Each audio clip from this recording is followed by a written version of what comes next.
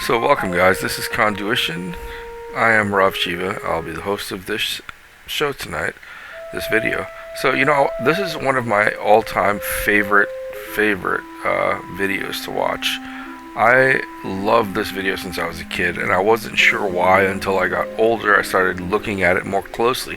I literally watched this, I would say, at least a few times in the week. In 1 week I may watch it 2 to 3 times. Some reason, I don't know if it's just nostalgic for me, because I had such a great memory as a child, during that time, and just the whole setup of it all, and the whole premise is great. I didn't really know anything about Rod Serling until I was older, but I just appreciated deep down inside what he was trying to do. And I didn't really even know or understand that much when I was a kid until I got older and started to have this more. So it was like art. As you keep looking at it, it just starts to be more appreciated, for what it is. And I think this is what I looked at, his art, and started really appreciating it. But let's take a closer look at this, and I'll tell you exactly what went through my mind, what's going through my mind. So the reason that I paused it there, this guy is one of my favorite. I always wanted to write something with a character like this character. His name is Jack Elam. So I looked him up, and I just thought he was an extreme. His acting, everything was so great, and characters like this in movies have always intrigued me. Because he seems to be the most odd character that's out there. The odd one out, and he would be the first one people would suspect, but yet he's very witty. He kind of knows exactly what he's talking about, and it seems like he's on to what's going on as well, because he's the first one to point out who the character is. And I'm not going to say who the character is, but he's the first one to kind of say, well, hey, what about this guy?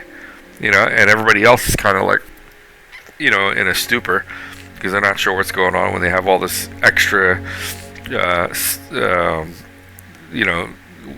what do you want to call it? Extraordinary things happening, supernatural kind of almost, and it keeps people at bay on how to deal with this as well, because they're kind of caught in this place that's, dealing with something that their senses can't comprehend in any way whatsoever. So it is, it is on the supernatural side. If you don't understand what it is, there's really no science at that moment to back it up. But this character, Jack Elam, is just, to me, like I said, I was writing some stuff where I'm trying to create a character like that in some of the stuff that I write. And as I said, I just love characters like this. So this is a brilliant idea as well, because if you look at the depth of what Rod Serling was doing in a lot of his Twilight Zone episodes, he was really tackling a lot of serious issues, in the world, on, things dealing with humanity, social issues that people couldn't talk about. And he used a very creative medium to do this. He created like this sci-fi,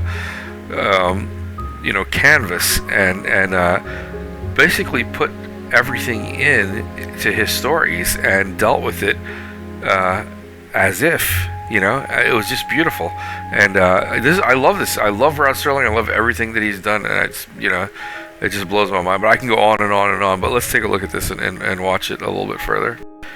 I just noticed something else really interesting, because if you look at the character that they chose to be the Martian, it's the one that no one suspects. It's the businessman that's on the move to go get his next meeting done, or whatever it is, next big business venture. And you would never suspect that guy, because he fits within the normal parts of society, and it's so interesting that Rod Serling would choose the odd man out, the most strangest, creepiest guy, in other words, and put him as the guy that actually is figuring these things out. In reality, that's true. What he's doing is pretty much stating something that's true, because these guys are already on the other side, of what's normal. So they're going to recognize something that doesn't fit, So it's just the beauty of it. It just so fascinating, man. I can't say enough about this, but let's look further. Okay, so the reason that I pull this back here, the woman in the back always reminded me of like Stifler's mom. So I think I forgot which, if that's American Pie or what it is, but it reminded me of Stifler's mom. She had the same kind of like nuance and characteristics that Stifler's mom had. And in this, it's so funny when he says check her for check her legs to see how many legs she has, and he says, and then the line that she says is really funny. He's like, "Cut it out, Grandpa," or something like that. And it's really, really, really a nice play between these two. Well, his character, I think, kind of like really made this so much more interesting. He kind of really brought it to life for me, and it's funny. It's really interesting because if you look, we have in law enforcement today, they always look at the odd man out as being the one that's the most suspicious. And I think that may have been happening for the longest time because it's probably not something that's just in present day, our present world.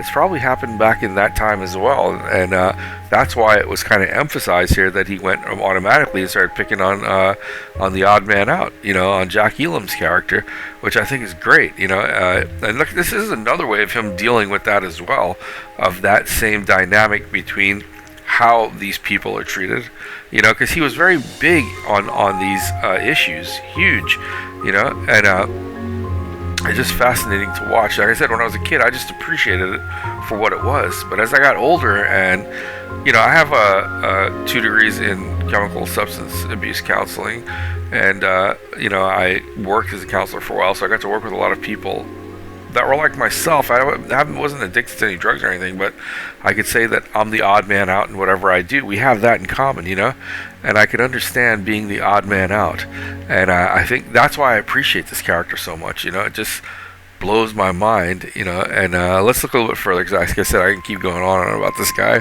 and the situation.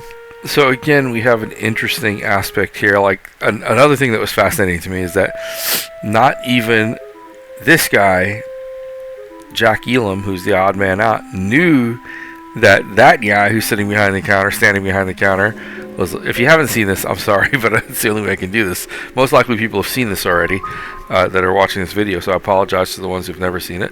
But the guy behind the counter is one of the actual aliens, which is interesting, because even I didn't suspect anything. That came as a big surprise to me. I remember me and my foster brother talking about it, being like, "Yeah, man, that was amazing." And one of the funny things I looked at, you look at the prices of everything. Buttermilk hotcakes, 60 cents. I think coffee was like 10 cents. Apple pie was like 15 cents. 35 cents. It's like really funny, the prices. I just threw that in just because it was so interesting to watch. But yeah, this guy always reminds me of Joe Rogan for some reason. I don't know why, but the guy behind the counter, the one working there with the hat. But if you haven't seen this, it's brilliant. It's just very fascinating, and I think you might enjoy it if you haven't seen this episode. But I like to look deep into these things, and like I said, it's fascinating that the guy these are people that are put in everyday, ordinary places. And this goes back to, you guys know I'm big into alien conspiracy, because I had many things happen to me as a child, which I'm documenting on this channel as well, and you can see it here. But it's interesting that so many people have spoken about aliens, even in the news recently, as a matter of fact, that aliens are among us. You can Google that and see that CNN talked about it, that there are aliens among us. And then you have David Icke's been talking about it for a good minute too, and I kind of always suspected there was something different, something going on. And the more I look at it, like when I look at this, he kind of, like, I think Rod Serling himself must have believed that there was something going on to be able to put these things together the way that he did. And he must have, maybe he even was privy to certain knowledge that we weren't. I don't know, I never really got to see anything that gave us any in-depth knowledge of who he was, except for his interviews. And he, I don't know if he actually spoke anything about this, but it almost gives me really the feeling that he actually believed that there were aliens living amongst us. I just have the strange feeling that he carried that notion, and it would make sense. It would make sense because of all the work that he's done, and the type of work that he's done, and it all alludes to the same idea. that there is something going on. The Twilight Zone to me is just, that place in our minds where we question things, and anything can happen type of thing. And he just put it on the screen, turned it into a portal that we could watch and witness these things in his stories. So it's just really, really beautiful. And I always think that this show is going to go on forever and be one of those pivotal moments in history that kind of opened the door for everything else. I really think that Rod Serling was that guy. He kind of like was that Pandora's box and kind of like let it out, all the weirdness and all the strangeness, and just, I think because of his show is why we have so many amazing other shows out there. Because if you look, I've been looking at a lot of movies, and a lot of them are spin-offs of a lot of the episodes that he did. So I mean, he had a plethora of ideas, so it only makes sense. I like giving credit where it's due, but a lot of people don't, but I do, because I always think it's important. Okay, let's take a little bit further look at this as well. So this is great. This is really great. I love the fact that when this guy Jack Elam, my favorite character, says, you're letting a monster out. The funny thing is, look at the guy behind him. He's the other alien. He's another monster in reality. I don't know if there were good or bad aliens. Some may be benevolent, some are malevolent. That's what they say, but I don't know. It's probably true. But it's just such an interesting thing that he kind of said, you're letting a monster out. Meanwhile, the monster's running that shop right there. He owns that shop, and the other one's supposedly going to a business meeting. But it's so funny how things could happen under our noses, and we would never know that there probably are galactic wars happening out in space, but we don't have any means to be able to see it because it's so far away. If you look at the distance in space, it's unfathomable to the human mind, and that we can fathom the concept of the distance, but light years is a long, long time. 1 light year would be traveling the speed of light, 186,000 miles per second. For 1 entire year. You know how much distance that would be?